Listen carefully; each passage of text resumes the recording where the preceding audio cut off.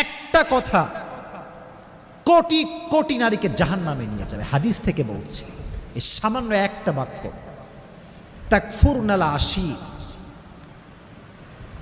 বেশিরভাগ নারী অকৃতজ্ঞ হয়, স্বামীর কৃতজ্ঞতা আদায় করতে জানে না।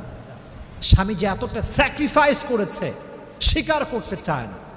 আর মাথায় রাখবেন, যেই নারী তার স্বামীর স্যাক্রিফাইসকে নিজের মুখে এটাকে স্বীকার করতে পারে না, সেই নারী কখনো সুখী হতে পারে না। আর যে নারী কথায় কথায় বলতে পারে আমি ভালো আছি, আমার স্বামী আমাকে ভালো রেখেছে, আমি আলহামদুলিল্লাহ ভালো আছি, তার পুরো জীবনটাকে সুখময় করে দেয় একজন, তিনি কে? এজন্য বোনদেরকে বলছি, বোনেরা মাথায় রাখবেন, স্বামী হচ্ছে এমন একটা জাত, স্বামীরা সবসময় মুচকি কথার মুচকি হাসির পাগল হয় আর মিষ্টি কথার পাগল হয়।